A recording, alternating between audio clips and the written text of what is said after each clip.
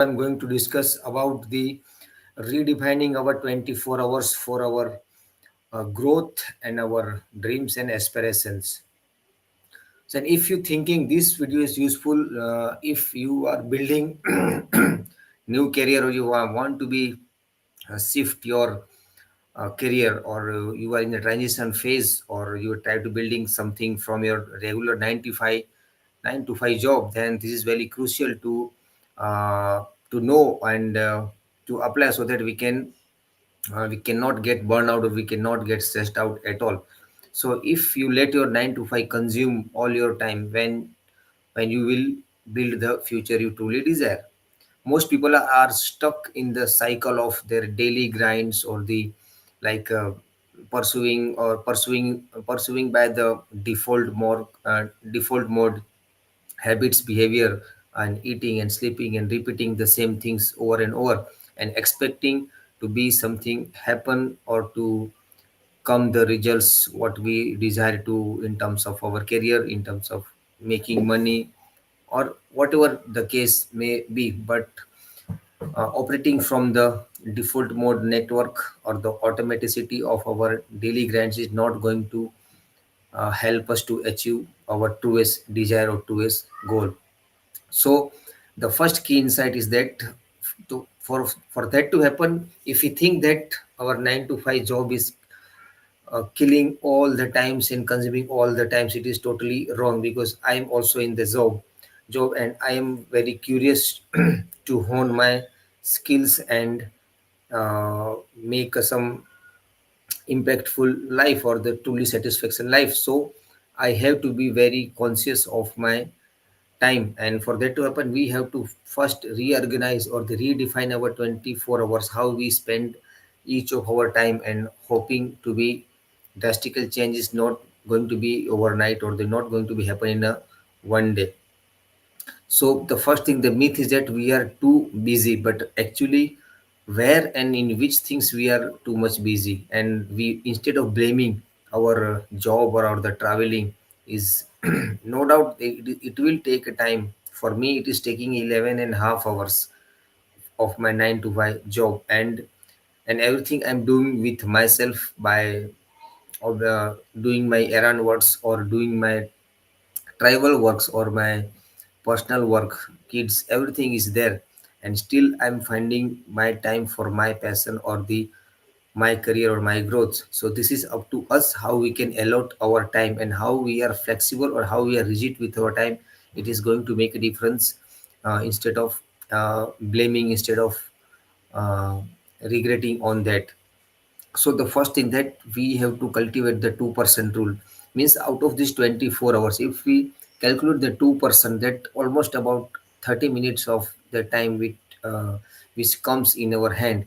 If we if we look at our time in the morning, or 50 minutes in the morning, or a 50 minute in that evening time, by thinking and clarifying what we want to do, or what is the two priority, and plan accordingly, and do act accordingly, slowly and gradually, all the buzzings goings in our head, or thought that I am so much of busy, I have a lot to do, but actually it is not. It will reduce by the 70 to 80% if we work on this principle, that is 2% of time.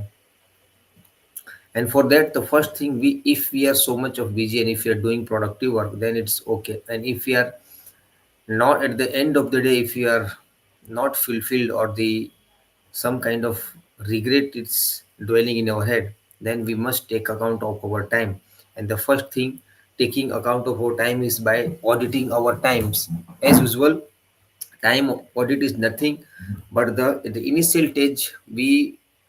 We have to put a reminder, or at the every 30 minutes, and we have to check, or we have to write what we are doing. If we are in a job, then there is no control of on us 30 minutes or whatever the time will be.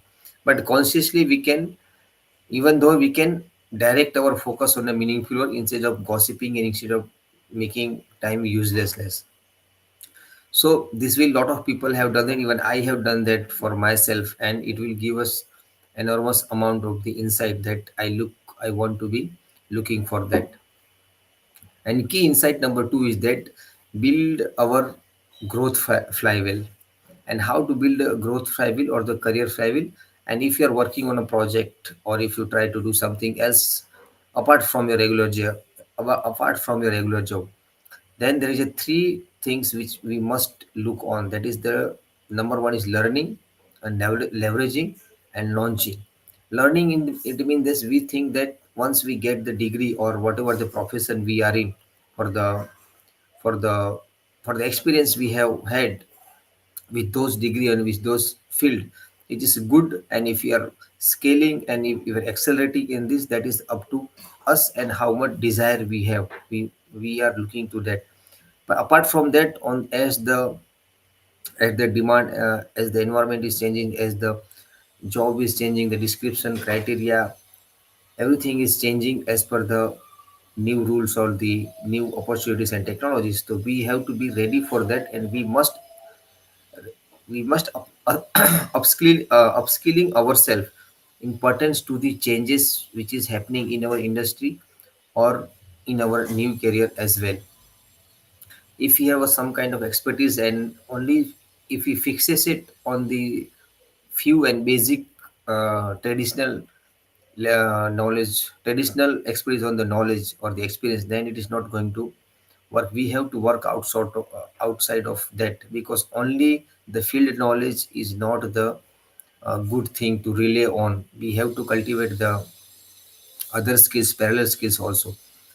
And leveraging, and instead of we are spending whatever the salary we are getting or whatever the income we are making, instead of randomly investing on this stuff and making us poorer, then if we start spending some percent, like 4 to 5% or the 10% money to invest in our self learning or the self improvements, or learning some kind of tools. Nowadays there's a AI is booming everywhere. It is affecting every area of career, and it is automating. Even a lot of people are threatening that uh, what if AI will replace my job.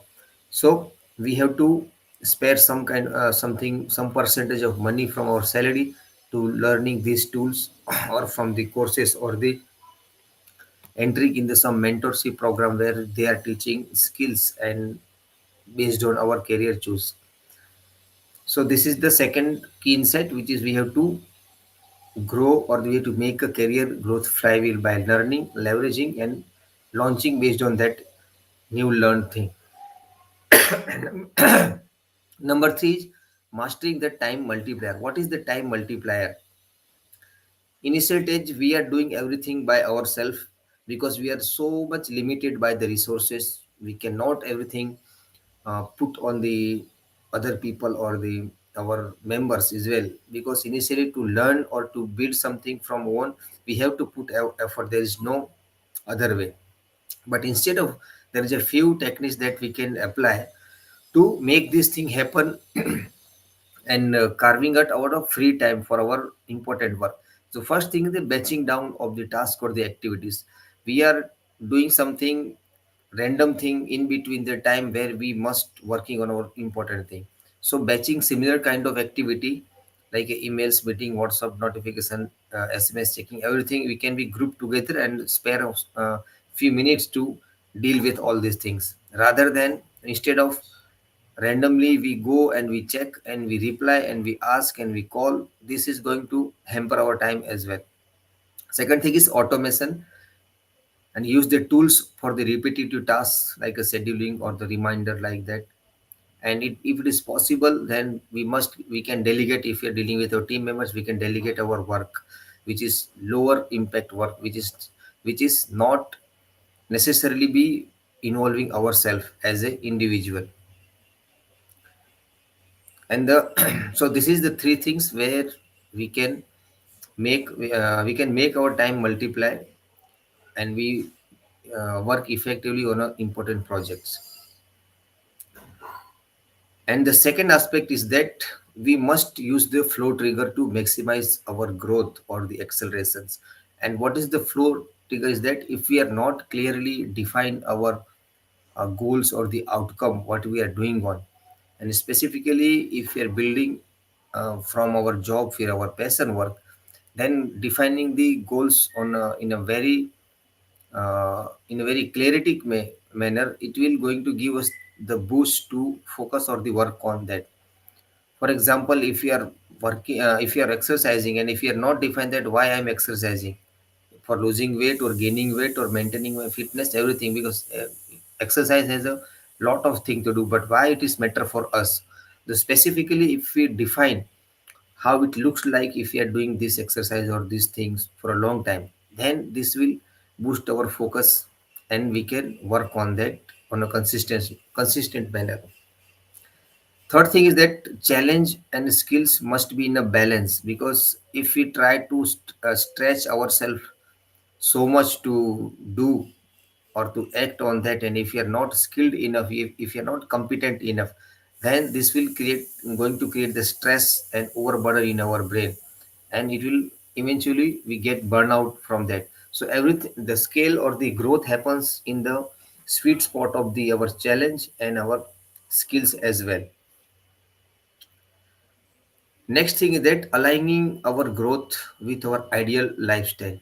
Whatever the lifestyle we want to achieve or we want to build, and all the actions, if it is not aligned from that lifestyle, we think that once I can achieve or once I can get some kind of result, then I will do. Once I got my ideal lifestyle, this is not going to work, or this is not how it's work.